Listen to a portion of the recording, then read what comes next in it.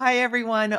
Amy Lang and I have been doing a little bit of laughter before we pressed record. So we're already on a track to delivering a really fun, really informative episode. I want to welcome Amy back to the show. Amy Lang is a certified master health coach who focuses and specializes on optimizing brain health. I can't wait to ask her so many different questions. We're going to have a great conversation, and you're going to end up feeling like you have a lot better a handle on sleep, what goes into sleep, what you need to do with your sleep patterns.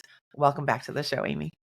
Thank you so much for having me back. I'm excited for this episode. Yes, yes, yes. Me too. Amy has already been on the show, and she's been just such a wonderful friend and colleague to me over the years. And over the years, I've really relied on her for her brain. And I think I mentioned that in the first episode. She is a font of wisdom, knows the current research, knows how to describe the current research in a way that is understandable to people who are not necessarily research hounds or maybe necessarily even curious about these topics. And I know more recently she's been deeply interested in helping people with their sleep habits. So we've decided that's going to be the focus of today's episode. But before we get into the nitty gritty about sleep, I wanted to ask Amy what caused her, or what was the background? What is the origin story of how you became a habits expert?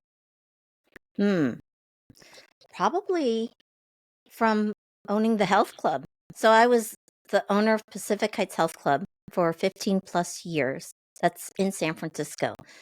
And you can imagine for a health club how many people joined because they wanted to lose weight or get in shape. That's like the two big reasons. And in terms of weight loss, so often we would offer, say, a 6-week challenge.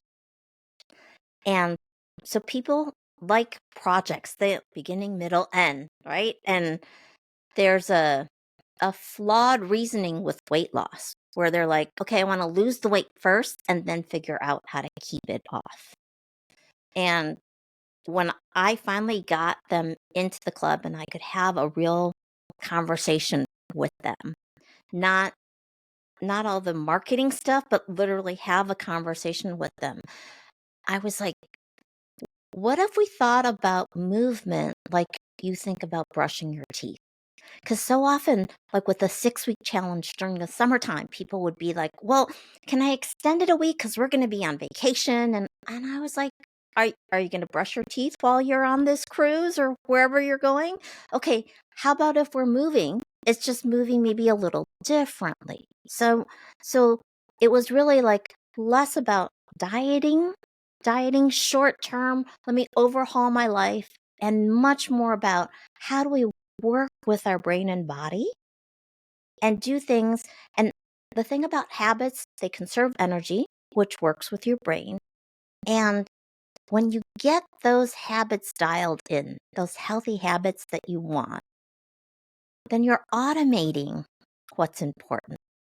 You have a system to make sure that it happens, as opposed to having to spend a lot of conscious energy trying to make it happen.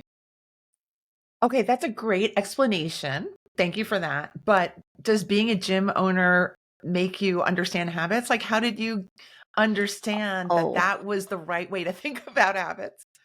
I think it's a lot of it comes from reading. Like I read The Power of Habit, I read Compound Effect, I read Tiny Habit, like Atomic Habits. I think everyone's read that one at this point. Um, and so I think it was really just the whole when I really started applying it to my own life, it became very clear, like, oh, this makes much more sense. And the more I understood the science behind it too, the more it was kind of really working with my brain and body as opposed to against it, as opposed to creating states of scarcity or lack where and then learning sort of all the mistakes that we tend to make in trying to achieve our goals, right? Even getting so attached to certain outcomes that are ones that we really don't have any control over. Whereas we can control literally what we choose to do today. That's the only place we actually can exert control, really. Yesterday's gone. Tomorrow's not promised.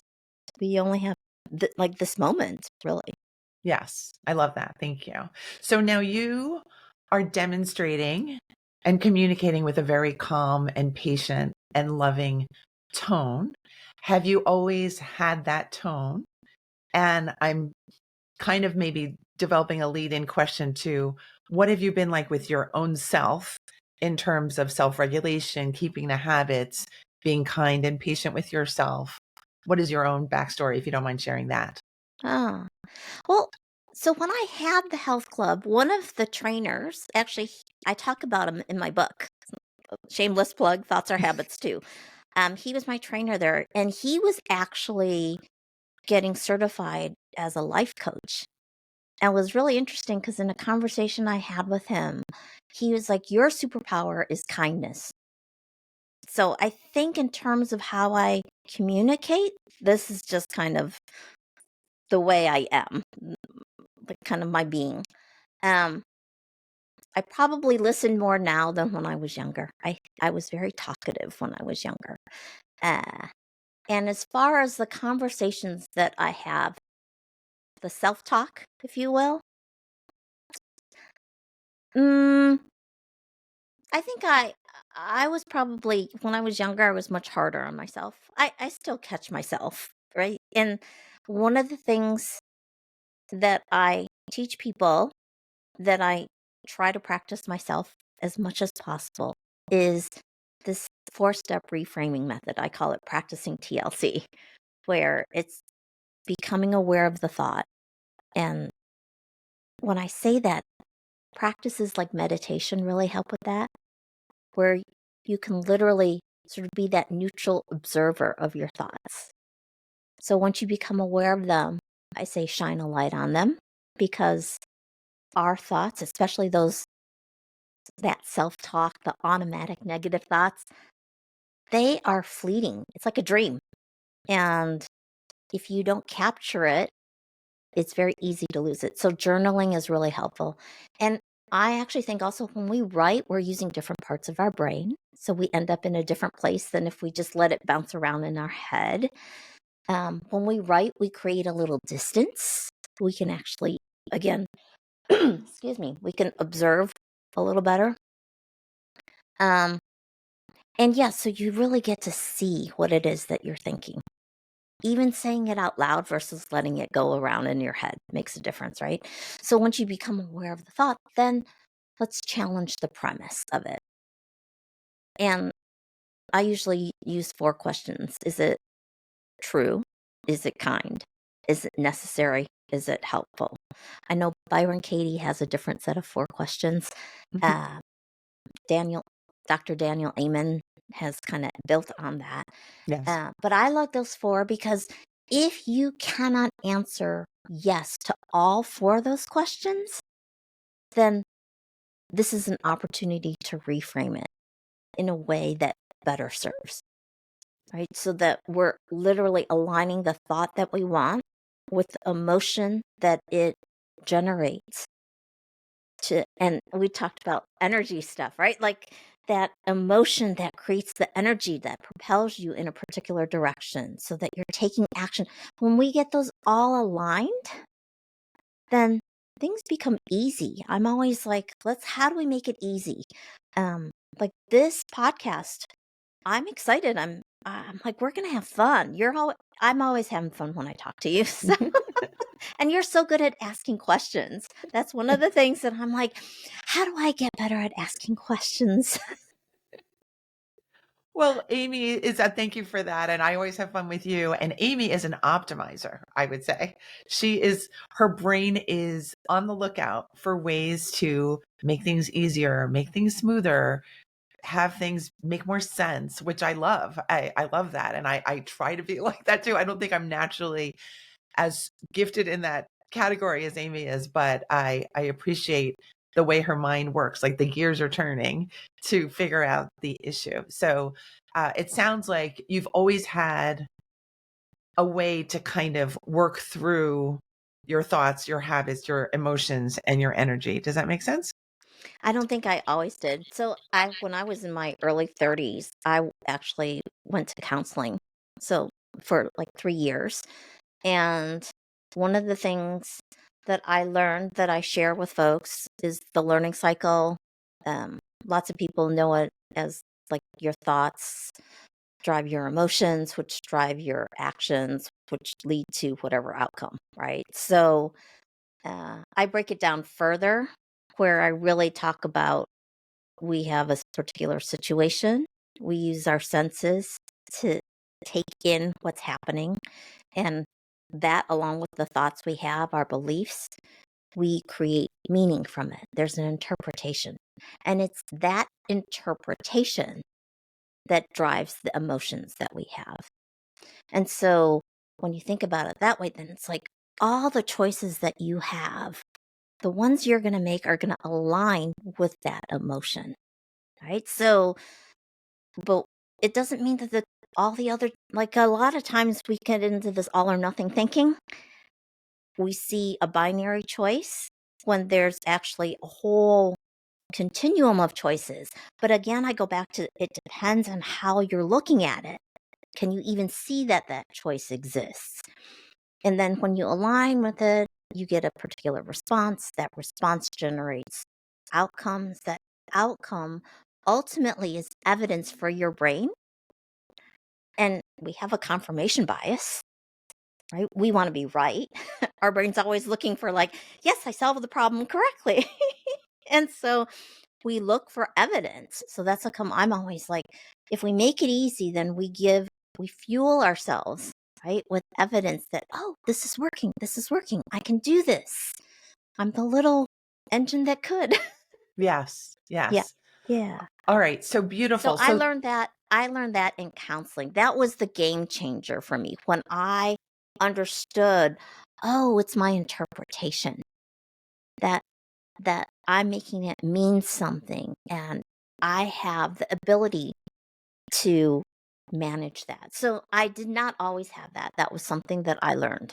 all right. Thank you for teaching us all that. And I feel as old as I am at the moment that I feel like I'm constantly learning different versions of that thoughts lead to emotions, lead to actions, lead to results scenario. And that we're always learning about possibilities and we're always learning about shadow parts of ourselves. We're learning different ways that we can run ourselves into problems and out of alignment. And I just love learning about the same things that Amy loves to learn about as well. But I also appreciate Amy disclosing about the therapy piece because that's also such a valid and beautiful way to learn about how you're functioning, how you're treating yourself, how your habits are going, and to get somebody else's companionship and viewpoint on what's going on with you. It can, for those of you who are listening who have never been in therapy, it can be such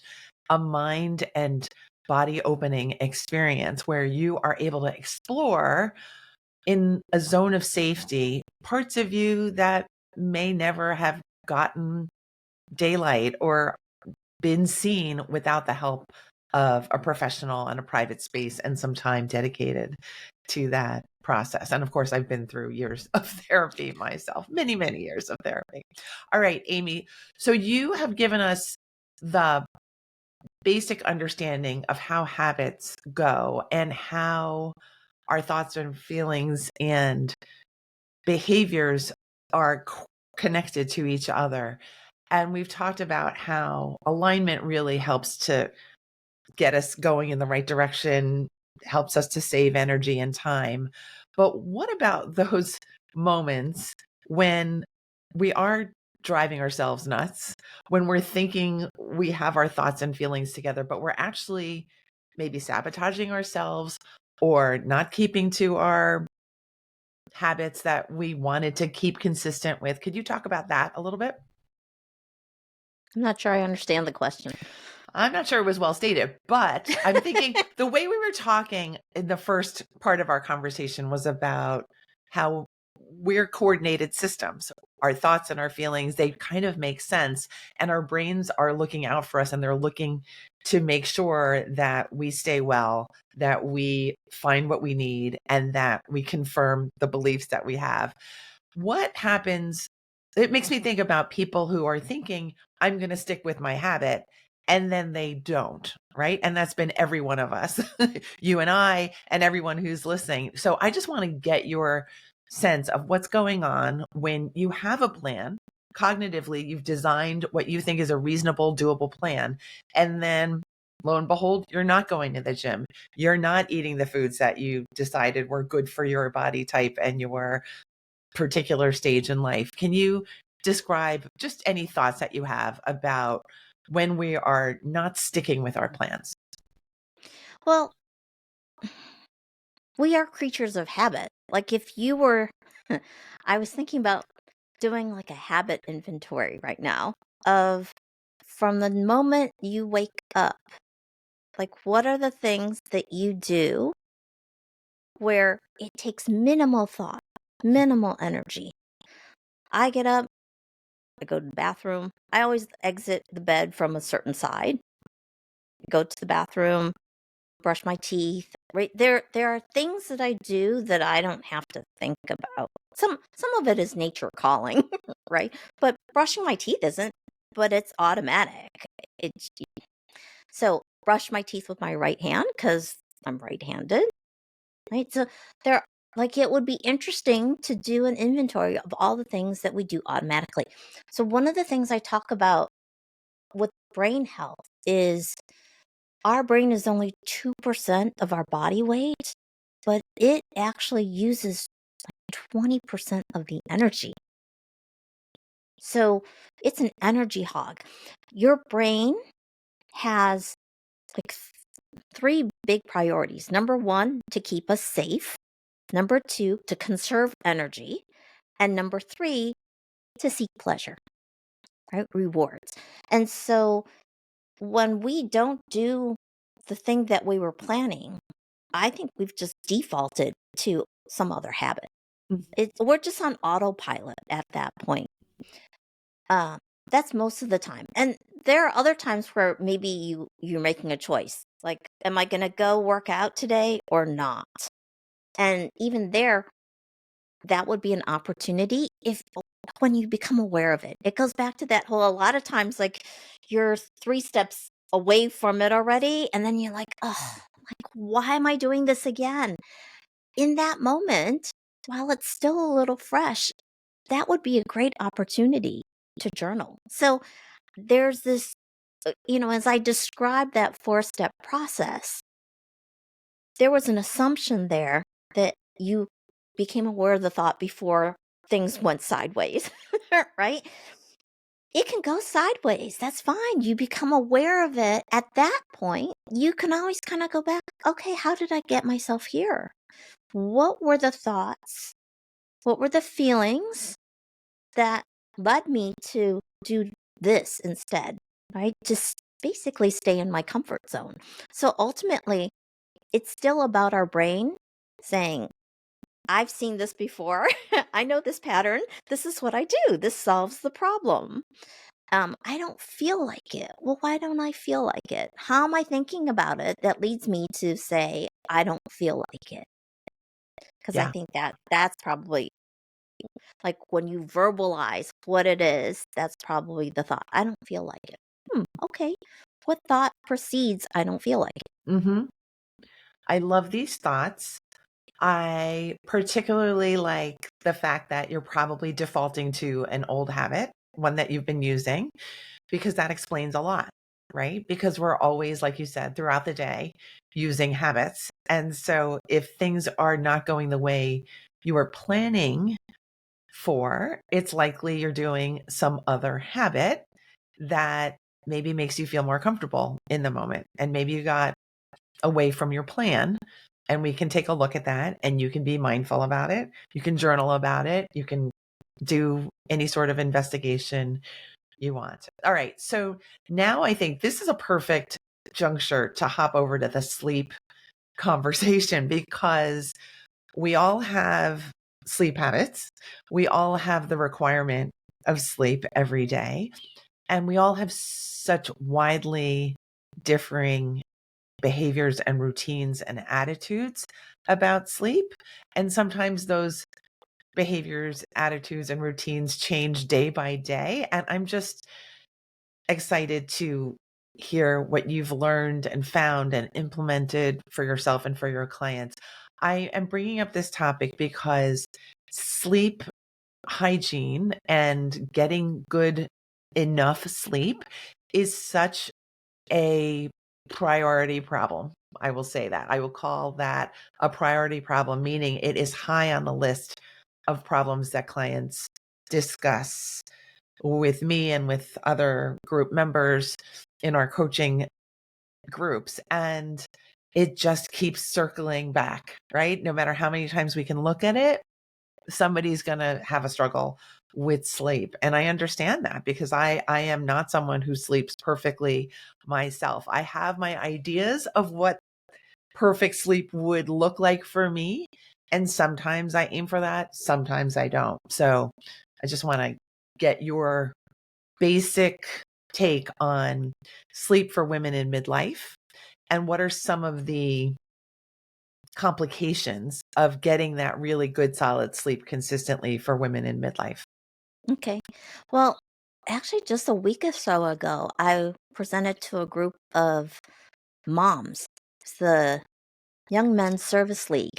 So all the moms there had boys in high school, so grades 9 through 12. And when you look at what age they were, I started the presentation asking 3 questions. Who here is having trouble falling asleep, staying asleep, or falling back to sleep? And those are 3 different things. And I'd say 3/4 of that room raised their hand. And then I asked, okay, how many of you are experiencing brain fog? And I probably got half the room. And then I asked, who here has had frozen shoulder? And I got 2/3 of the room. So I'm raising this because you said midlife. These are really women, probably perimenopausal, that are experiencing symptoms, right, of menopause, of really sort of the decrease in estrogen. And estrogen is not just a sex hormone. I mean, I think we understand that now. It's not just about reproduction. It is this master regulator, especially in women's brains. So when we have hot flashes and stuff like that, right? That's the hypothalamus trying to figure out, how do I regulate temperature, because my estrogen's not there anymore. So sleep disturbances are very common for women going through menopause, the menopause transition. So both before and after, right? So menopause actually represents when we are officially out of eggs. That's like in there's no way to actually I don't think there's actually a way to measure it. I think it's really literally these days there's medical menopause, like if you had a hysterectomy, right? And your ovaries were removed along with that. But otherwise, it's usually 1 year after your last period is you're considered, okay, menopause. So that's a day. And then everything else is either peri or post. It's a very sort of fuzzy definition from my perspective in that sense.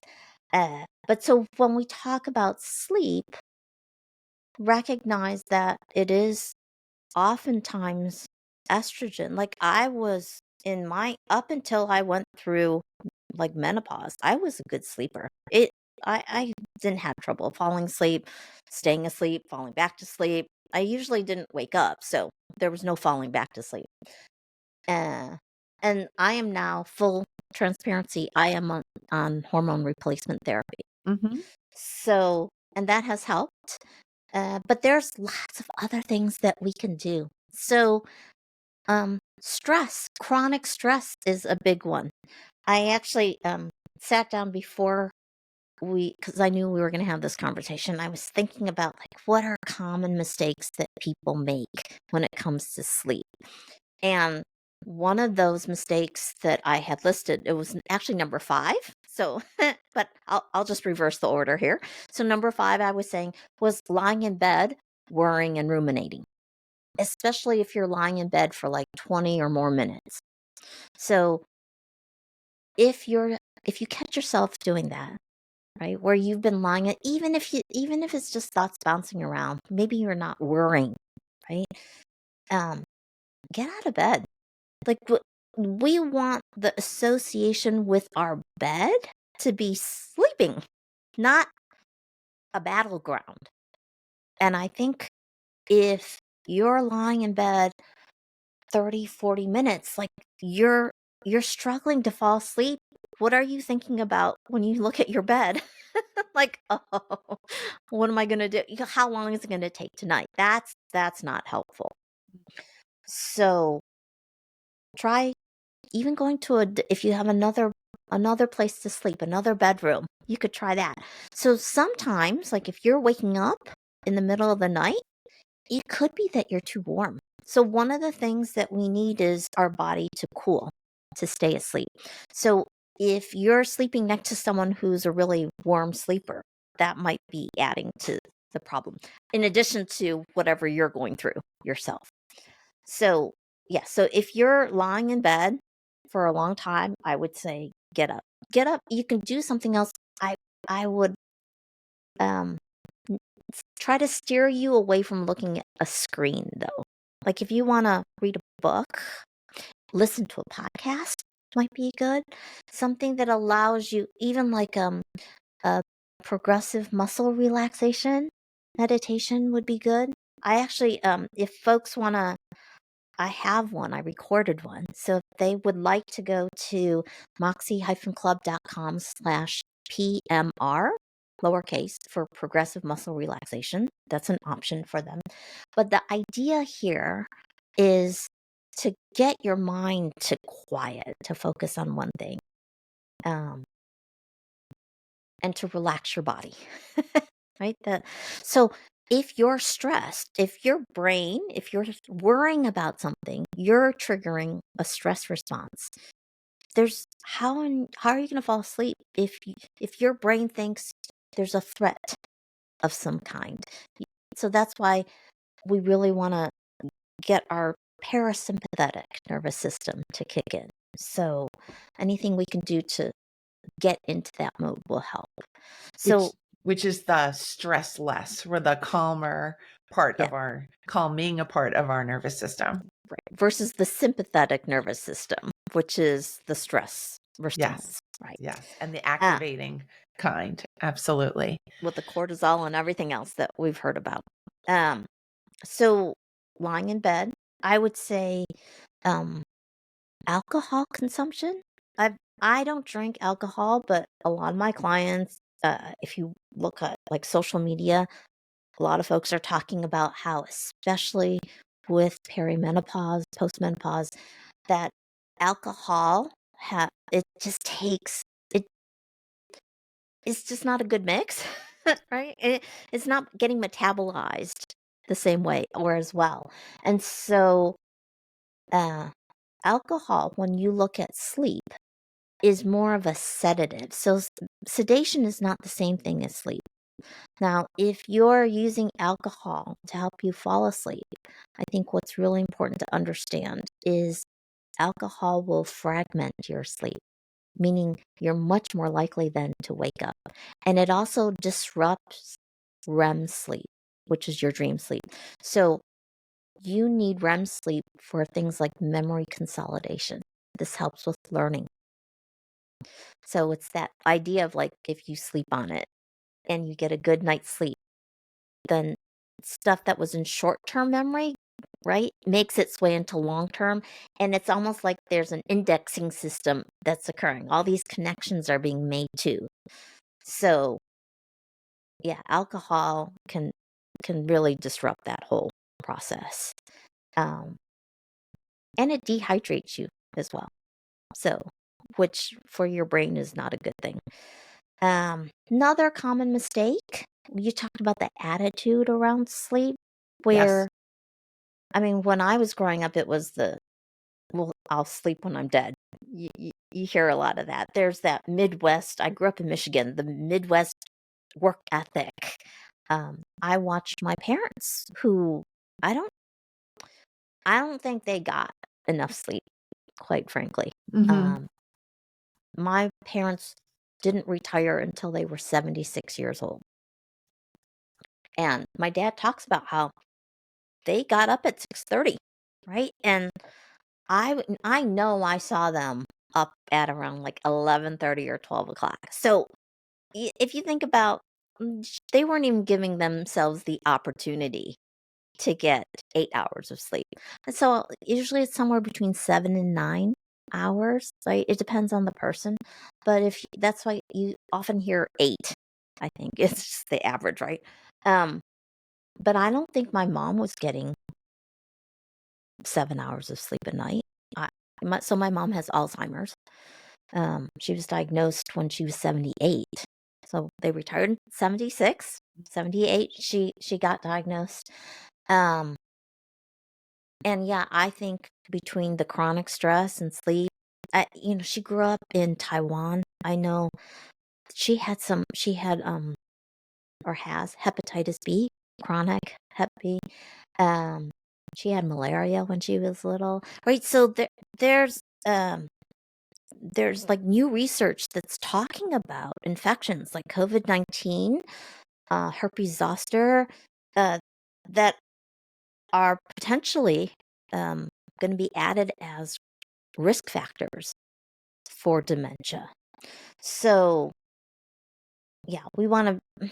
These are, my brain is these days all focused on how do we optimize our brain health, and sleep is one of those things. So, sleep, I want to put a plug in here. When we get deep sleep, uh, our lymphatic system, which is like the janitorial service, right? Uh, During the day, we naturally produce amyloid and tau. These are proteins that are just naturally occurring. It's not like something's gone wrong. When they accumulate and become plaques and tangles, that's where we get into trouble. That's when there's like an inflammatory response that kicks in as well. But deep sleep helps to clear those proteins before they become an issue. Think about it as like when they're not all clumped together, when they're not turning into plaque. It's like when you brush your teeth and floss, right? We want to avoid the buildup. So that's why deep sleep is so important. Deep sleep happens more in the first half of the night versus the second half. So uh, I think we've talked about this before, where when you look at the sleep wake or the sleep cycle, and how I don't think I want to go through all of that in this episode, but you can listen to some of my episodes where I go through it. But ultimately, it's that, during, let's say, an 8-hour sleep, more deep sleep happens in the first 4 hours. So if you short your sleep, let's say you normally go to bed at 11, get up at 7. That means the first 4 hours happen between 11 and 3. Second half is between 3 and 7. If you were to short your sleep, and I'm looking at my clock, if you got up at, say, 5 a.m. one morning, you're going to lose out on REM sleep. That seems to make sense. What if we reversed it? What if you went to bed at 2 in the morning and got up at 7? You would actually be losing out on deep sleep. So your body naturally does the deep sleep in the first in that first part. Like there's a circadian rhythm thing that's going on. So it's not just like, oh, I'm just starting and I'm always going to get deep sleep and lose out on REM sleep. That's not how it works. So, okay, so I talked about lying in bed. We talked about alcohol consumption. So sleeping in on the weekends. So there's this idea of, oh, I accumulated sleep debt. Can I make up for it? Our bodies we're creatures of habit. Our bodies crave that routine. If you have a pet, I have a dog, Christine. Like, we know they love routine. Our body is the same way. So if you can, I would say really endeavor to go to bed and get up at the same time every day. Sleeping in on the weekends, oftentimes, if you sleep in, then your sleep drive has been affected. So that means you're going to want to go to, you won't want to go to bed as early, right? If you get up at 10 or 11, you watch teenagers. If you get up at like 10 or 11 versus when you normally get up at, say, 6 or 7, what's going to happen at nighttime, right? So on the weekends, if you push it out and then Sunday night, now you can't go to sleep, but you got to get up early, that doesn't really work. So I would say just endeavor to try to keep that the same. Late night snacking is a big one. Yeah. If we, I know in the weight loss world, people used to always have this rule like, oh, to not eat after 7 o'clock or whatever. I think part of it is just, it depends on what time you go to bed. Mm-hmm. But the idea so late night snacking, think about what people are often eating when they're snacking too. So if you're eating stuff that's high in sugar or refined carbs, so not necessarily just sugar, but just simple carbohydrates to begin with. What are you doing to your insulin levels? Like if you want to lose weight, insulin is not your friend in the sense of getting your body to burn fat. It's not going to happen. So from a hormone perspective, it's not going to happen. I won't get into all the details in this since we're talking about sleep. But yeah, so if you're eating those really simple carbs, you're basically probably increasing your heart rate. You're right. There's all this kind of stuff that's happening because give a kid a bunch of sugar, watch them bounce off the walls. We're just adults, so we don't bounce necessarily, but it's still happening within us. So, uh, and when it comes to brain health, type 2 diabetes and obesity are big risk factors. So it's interesting that, I came from that fitness, wellness, trying to lose weight world. I wanted to pivot to brain health and I come like full circle, like, it's all connected. Metabolic health, your cardiovascular health, and your brain health are all interconnected. Yeah. So if you take care of your metabolic health, you're helping the rest too.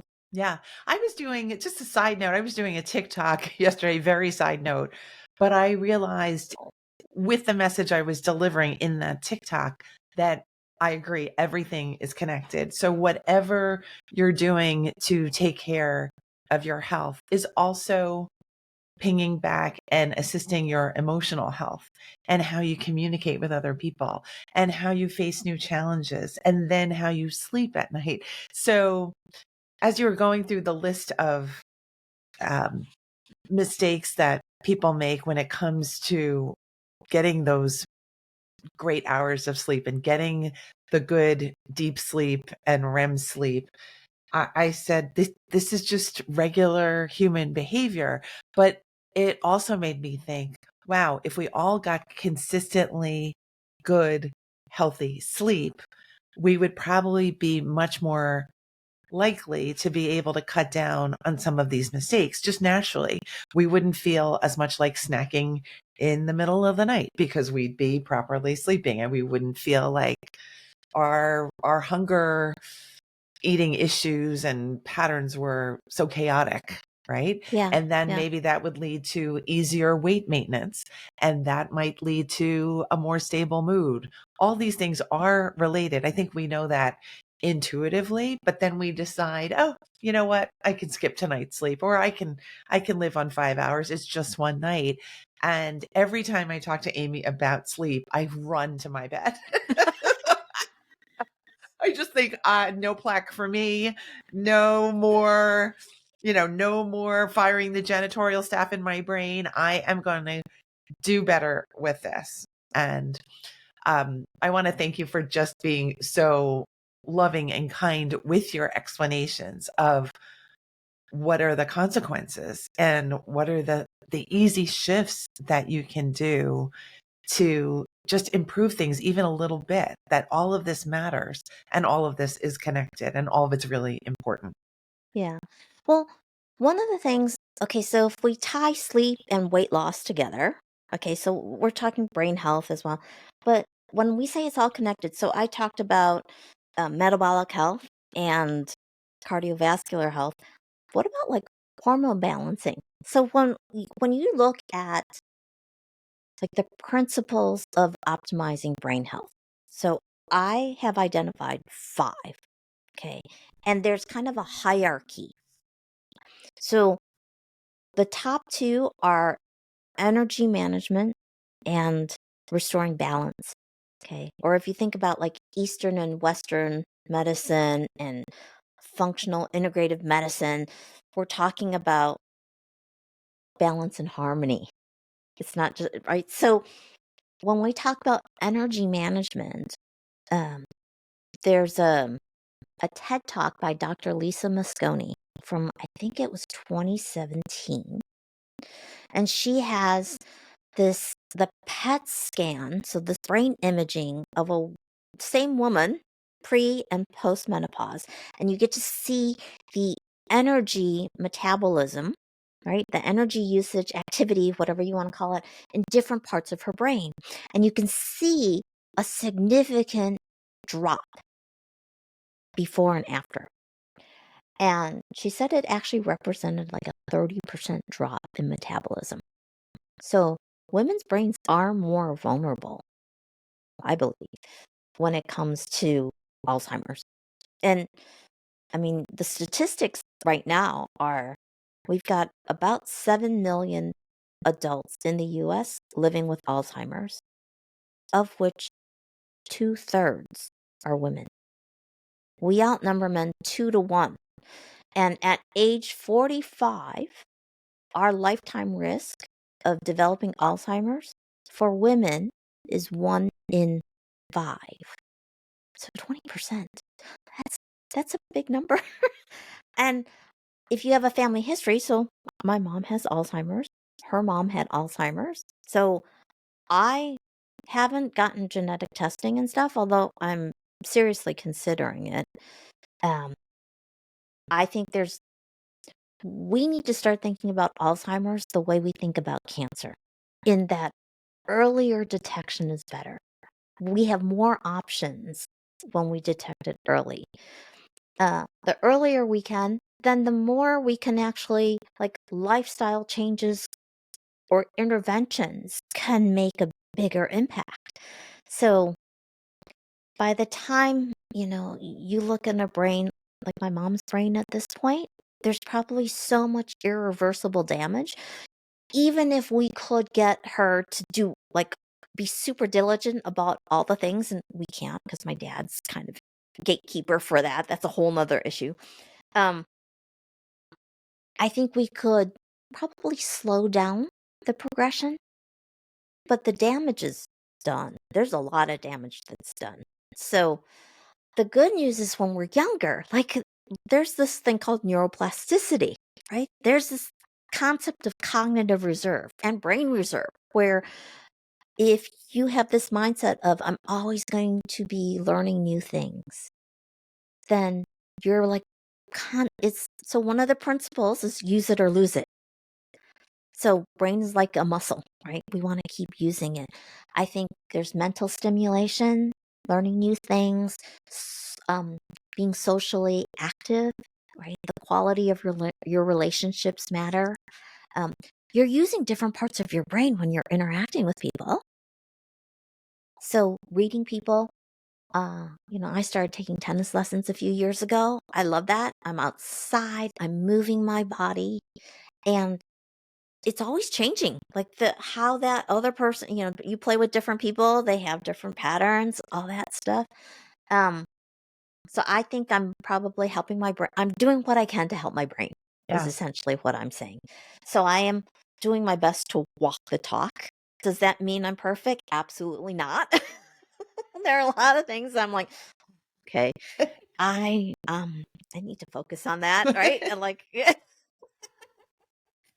um so one of the other mistakes, just before I forget, or I don't want to forget, is scrolling on your phone, like TikTok or Instagram or whatever, before you go to bed, especially if you struggle to fall asleep, because you're basically like that light from the screen. You hear about blue light, right? That light from the screen is like tricking your brain into thinking that it's earlier in the day.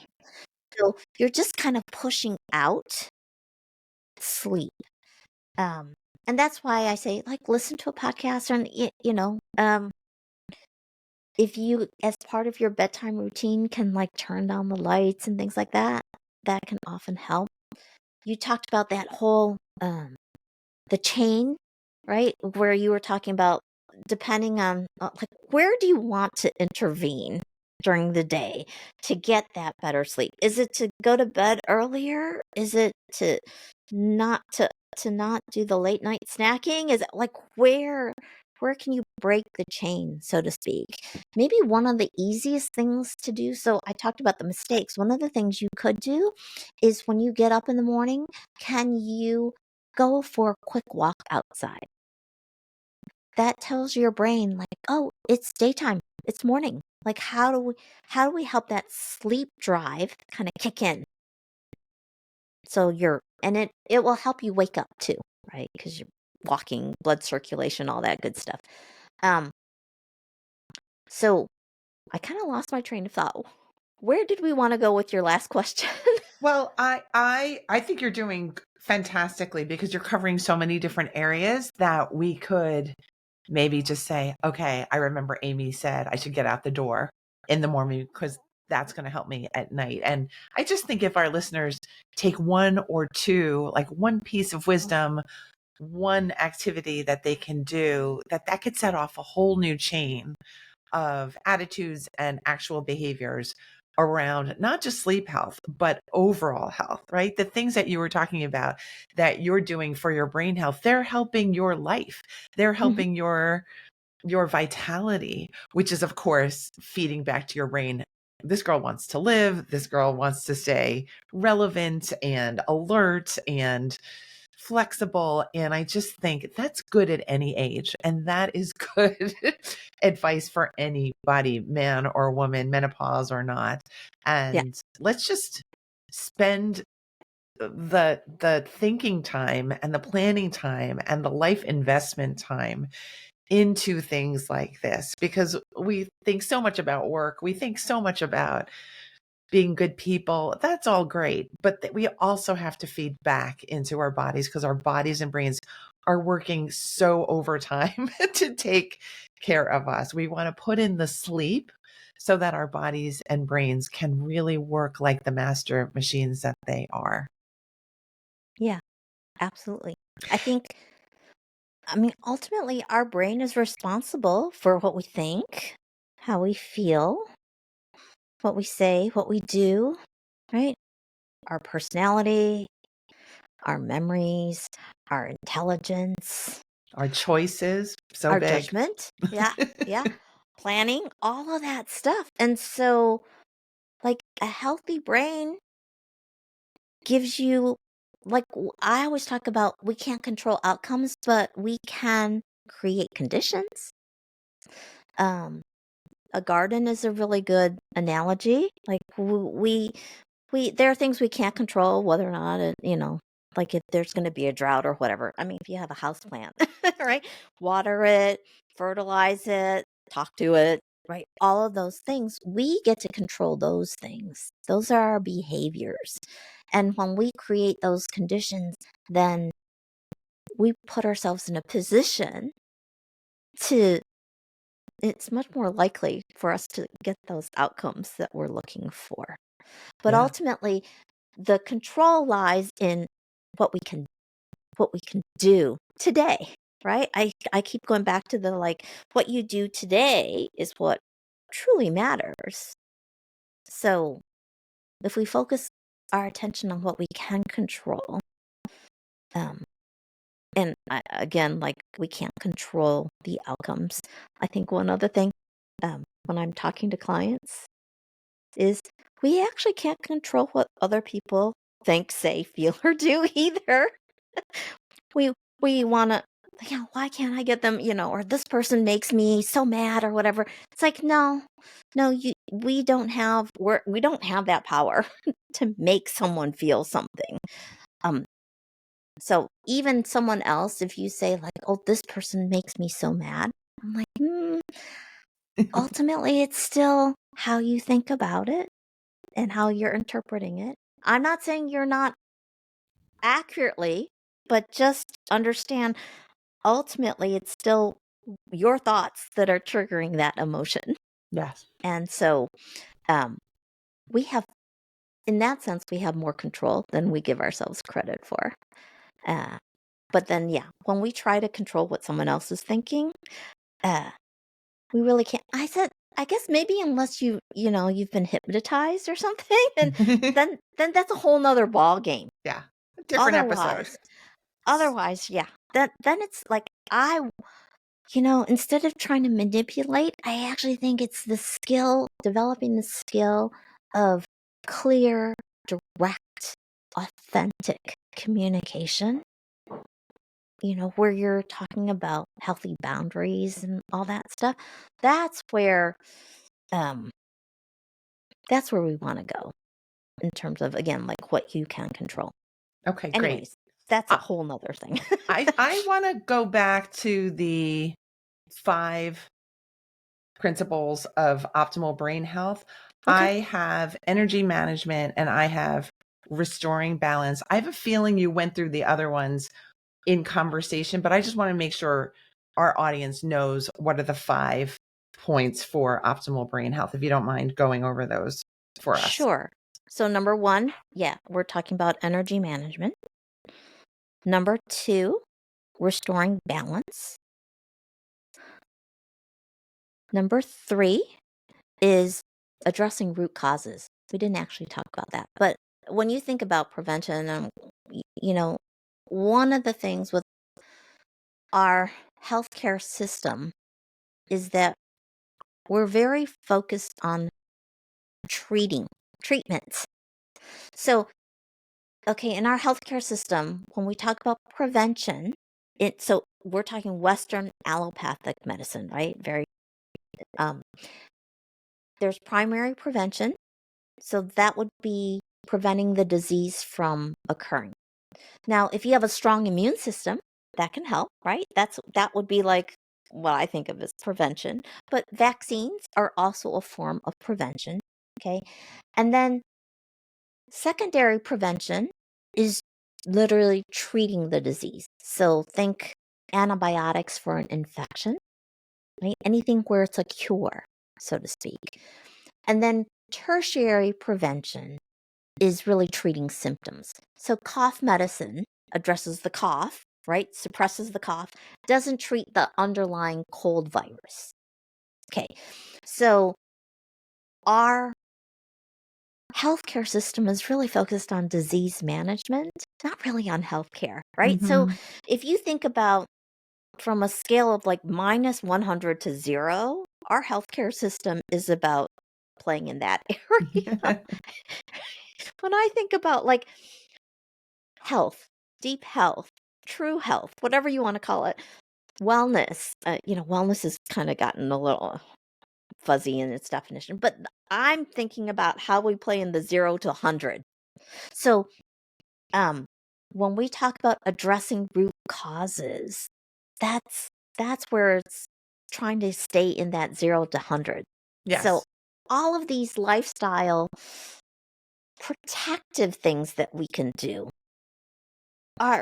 it's not just about preventing cognitive decline. It's actually boosting our brain power.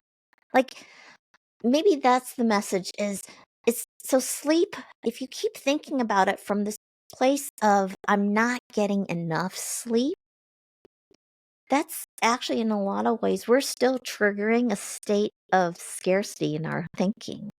What if we could flip that and talk about, I love my brain, right? And I want to take good care of it. What can I do to help that, right? What can I do to take better care of my brain now that I know, right? And so, oh, I can give it the opportunity to get like 8 solid hours of sleep. How would I feel? What would life look like if I did that? What a much more empowering, like uplifting way of thinking about sleep and going to bed earlier. Like, I see those memes on Facebook where it's like, oh, all the things that we didn't want to do when we were kids, when we get older, are the things we want. We want to take a nap. We want to go to bed earlier, right? Like, I'm like, think about it that way. It's more like, oh, I'm taking good care of it. So when we address root causes, we're intervening much earlier. We're addressing things before like the damage can be done, so to speak, right? Okay, so that's number 3 is addressing root causes. Number 4 is understanding like it's all connected. Like we really want to approach it holistically. Um, and when we do that, like actually there are multiple intervention points then. It's not just like one thing, right? I think this goes back to like allopathic medicine. And I'm not trying to slam Western medicine. I really think, our physicians are trained to look for using an evidence-based approach. And the gold standard is randomized double-blind control studies. It's very hard to study lifestyle interventions. It just is very difficult to do. But at the same time, like when you look at where cancer is now versus years ago, right? When they talk about precision medicine and early detection and all that stuff, I truly believe that's where Alzheimer's is going to go. So if if you notice any symptoms or signs, if there's any question, instead of trying to avoid it, like take a wait and see approach, I actually think like getting a diagnosis is actually really helpful. Because again, it's like you can start making some changes early that can potentially help your body actually repair itself so it can heal. So it reminds me of like, if you have a kitchen fire, right? Like if it's just in the pan and you're able to like put it out, then maybe there's minimal damage kind of thing. You can, that's different from when your house is on fire. The Yeah. So, okay, so it's all connected is the 4th one, and then the 5th one is use it or lose it, which we talked about. So, energy management, restoring balance, addressing root causes, honoring the interconnection, and then use it or lose it. Yeah. I love it. Thank you for explaining and for putting this all together over time in your book, Thoughts Are Habits Too.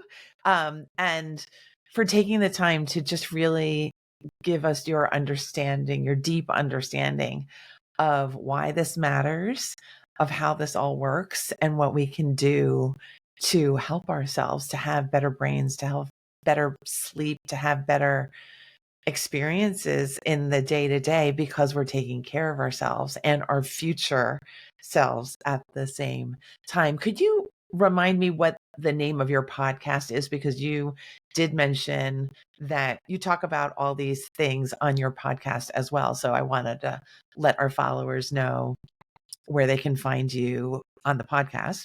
Sure. It's Happy and Healthy with Amy Lang. Okay, wonderful.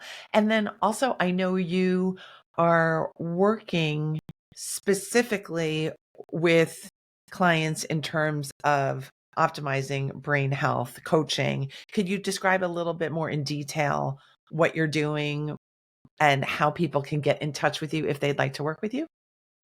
So, as far as what I'm doing, I'm still doing habit coaching. At the end of the day, it is really habit coaching.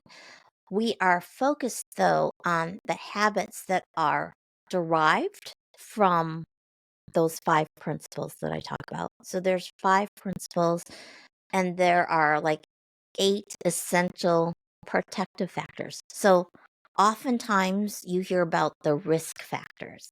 And I talked about that, right? The risk factors like type 2 diabetes and obesity, high blood pressure, chronic stress, depression is actually a risk factor. So the Lancet Commission actually published a report in July 2024, last summer, that identified 14 modifiable risk factors. There are more, like the list is growing. Like the Lancet Commission report didn't talk about chronic sleep deprivation or sleep disturbances, but I think the research is showing that that is a concern. Chronic inflammation, poor oral health is one of those things. We know oral health is important for cardiovascular health. So I go back to it's all connected. Yes. I think we're talking about systemic inflammation, where it's not just your heart health, it ends up being your brain health as well. So yeah, so there's all these risk factors. I think of it as, in emergency situations, the instruction is instead of telling people what not to do, like don't panic, it's better to tell them what to do, stay calm. So I like talking in terms of protective factors.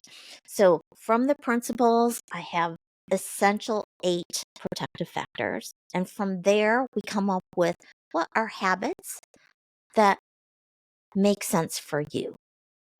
So there's a lot of precision habit making, I guess you would call it, where we're really looking at your particular life. How do we apply and integrate those principles into your life? And so it's very evidence-based in that sense, but it's got that sort of east meets west kind of approach to it as well. So I am all about primary prevention and not treatments in that sense. So like right now I have a 12-week coaching program. So that's the one where I'm trying to kind of create a course from that. But I think it is applying and integrating those principles into your life through habits so that, again, we're automating the things that are important. Right? And Terrific. really coming from this place of self-love. Like I always say, like, we don't want toxic fuel, right? To drive us. We want it to be like from this place of self-love that's fueling our efforts. Beautiful. And how can our followers stay in touch with you and or work with you? So you can go follow me on Instagram at Habit Whisperer. I also actually started another account called at Amy Lang.Coaching that's really focused on Alzheimer's prevention. Habit Whisperer kind of combines the weight loss and Alzheimer's. I think that the algorithm is maybe a little confused at this point. And then my website, there's amylangcoaching.com is one. And then moxie-club.com is the other one. So again, not to confuse things, Amy Lang Coaching, again, focused very much on Alzheimer's prevention. Moxie-club.com is really about optimizing your brain health. So from a marketing messaging standpoint, it's like, which one do you want to focus on? Alzheimer's prevention and protecting your brain health or boosting your brain power? Right? So that it really, that's why they're 2 different websites. Okay, but lots of ways to stay connected. They will all be listed in the show notes.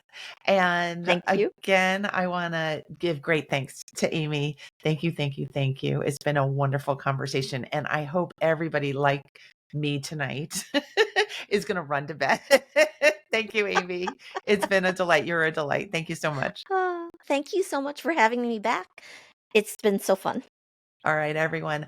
I will see you next week. Get some sleep, get some rest, do those early morning walks, and I'll see you soon. Bye. Bye.